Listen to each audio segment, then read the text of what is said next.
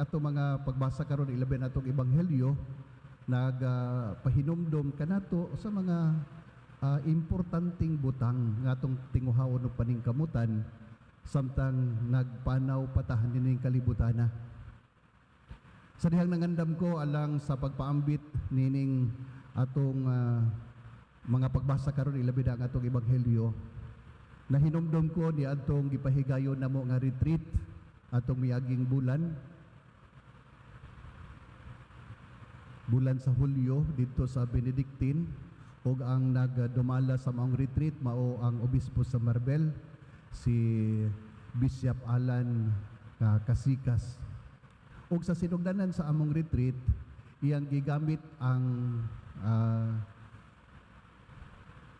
prinsipyo ni Paul Johannes Tillich, usa ka philosopher, mahitungod sa kasinatian sa tao, kamatuoran sa iyang kasinatian. Gitawag sa Ingles og horizontal experiences and vertical. Ang horizontal kanang on the surface lang, unsay makita sa labas, og ang vertical maoy pagpalalom.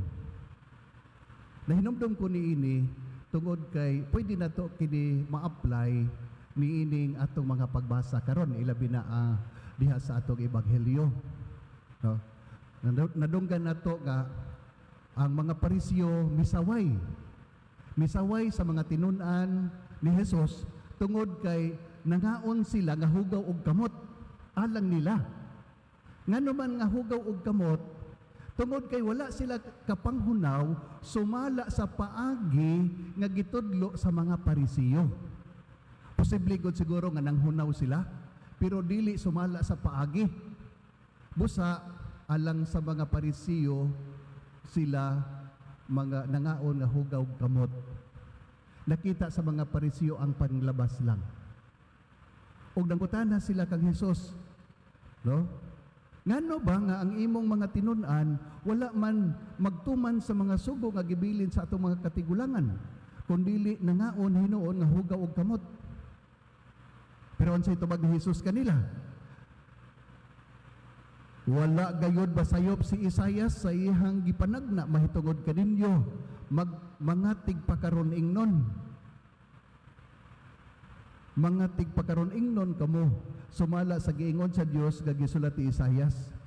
Kining mga tawhana nagpasidungog kanako sa pulong lamang, apan ang ilang kasing-kasing halayo kanako.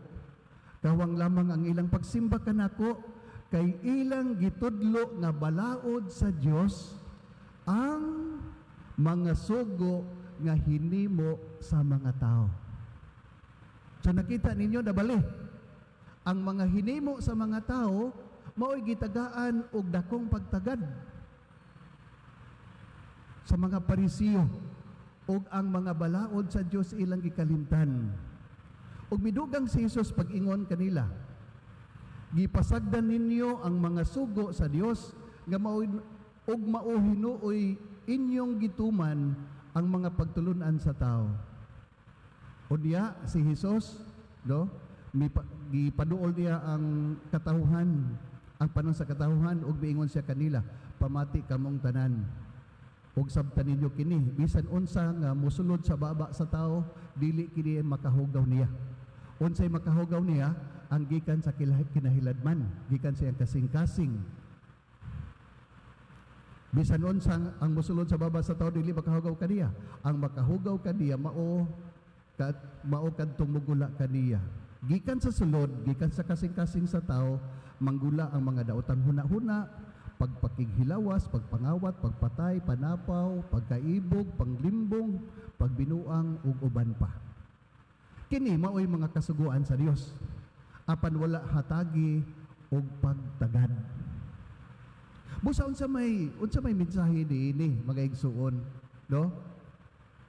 Maayo gyud kaayo nga ang tao malimpyo sa gawas ug sa sulod, dili ba?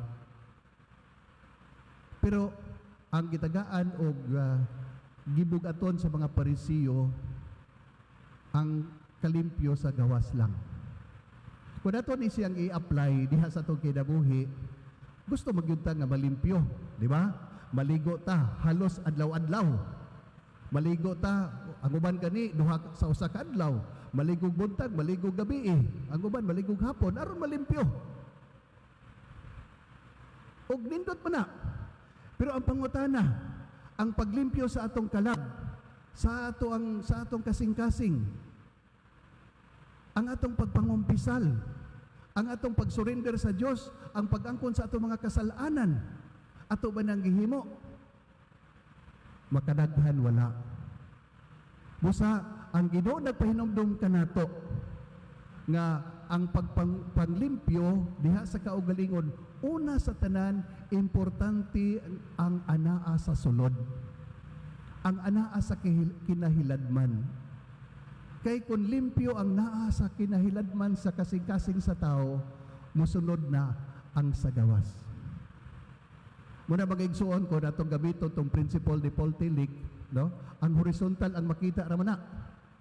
Pwede magyud ta nga magpakaruning nun ta. Kanang makita lang para daygon ta sa mga tao. Pero ang importante ang naa sa sulod.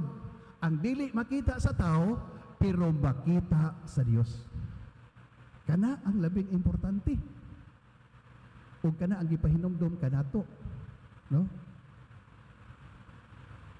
Kana ang atong tinguhaon og paningkamutan. Busa mga igsuon, manghinaot ako nga maningkamot ta sa kanunay sama sa atong natinguha na og naandan pag paningkamot diha sa panglimpyo sa gawas.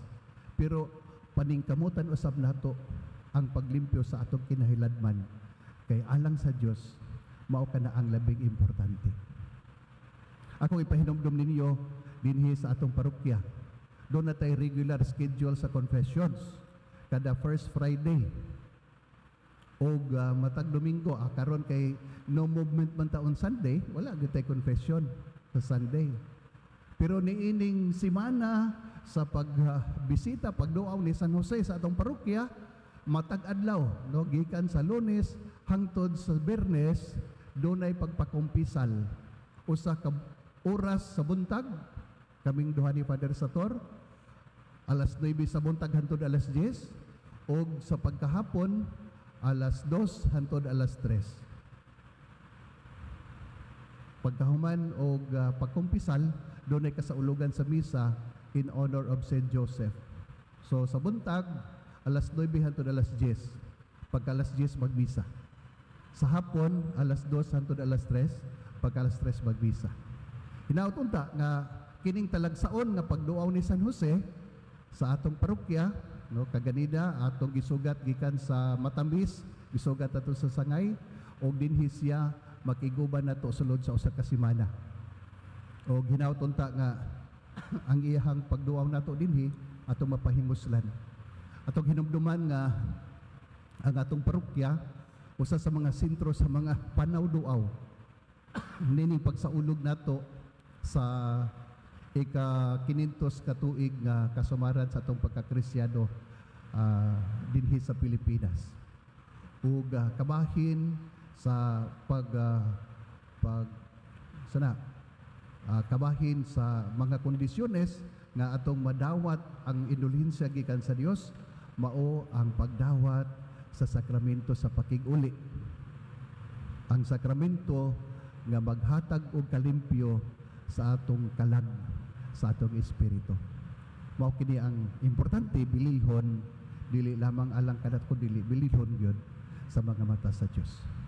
So mga igsuon, mao kini ang hagit nga atong pamalandungan dining Domingo ha, ang pagpanglimpyo, no? Ang paghinglo dili lamang sa labas, dili lamang sa gawas, kundi labaw sa tanan ang paghinglo sa kahiladman sa kasing-kasing sa tao.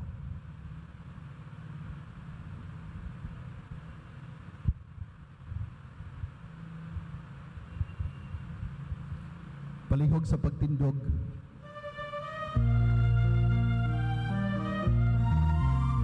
Nagatuwa ko sa Dios nga Amahan, nga makakagahom sa tanan, magbubuhat sa langit o yuta. Nagatuwa ako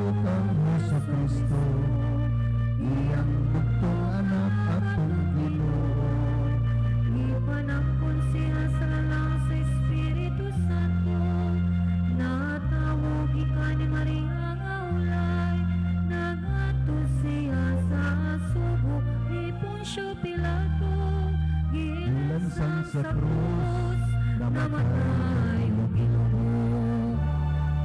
Niadto siya sa mga nangamatay, sa ikatulugan daw ng banhaw siya. Misukad siya sa langit, at nagalingkod sa krus sa Diyos. Ang Ama ang magalalaw sa tanan, bumalik siya aron paguko sa mga buhi ug sa mga minatay. Nagatuo ako sa Espiritu Santo, sa Santo ug Katoliko nga simbahan, sa panagambit sa mga santos, sa kapasayloan sa mga sala, sa paggabanaw sa lawas, ug sa kinabuhing walay katapusan.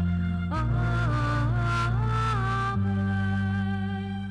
Maigsoon, magampo kita sa Dios, budagop kaniya sa ato mga panginahanglan, ug sa matag pagampo ang atong tubag. Ginoo, ang imong balaod amo untang mapuy-an. Ginoo, ang imong balaod amo untang mapuy-an. Sa tanang nangulo sa simbahan, matuman og mapuy-an unta nila ang mga balaod sa Dios, labaw sa tanan kaysa sa balaod sa tawo. Magampo kita sa Ginoo. Ginoo, ang imong balaod amo untang mapuy-an. Sa nangulo sa atong nasod nga Pilipinhon, matukma unta ang ilang mga balaod sa kabubuton sa Dios, alang sa kauswagan sa matag usa ka lumulupyo. Magampo kita sa Ginoo. Ginoo, ang imong balaod amo untang mapuy-an. Sa tanang nabiktima sa pagpanlupig ug inhustisya, pagpangabuso ilabi na sa mga kabataan, makaplagan unta nila ang matuod nga kaangayan diha sa mga balaod nga gipatuman sa mga kadagkuan sa nasod. Magampo kita sa Ginoo. Ginoo, ang imong balaod amo untang mapuy-an. Sa tanang nagdumala sa managkalaing-laing ahensya o buhatan sa atong lokal nga panggamhanan, mahuptan unta nila ang kabilinhon sa balaod sa Dios ug mapaambit sa tanan nilang gialagaran. Magampo kita sa Ginoo. Ginoo, ang imong balaod amo untang mapuy-an. Sa tanan nga ania karon dinhi, magmatinumanon unta kita sa balaod sa Dios, nga maoy magaagak kanato sa pagkinabuhi nga gawsanon ug malinawon. Magampo kita sa Ginoo. Ginoo, ang imong balaod amo untang mapuy-an. O Diyos, dungga nga mong mga pangamuyo kung ang tanan subay gayud sa imong kabubuton, kini among gisalig nga badawat pinagi sa imong anak si Hesukristo, among Ginoo ug manunubos. Amen.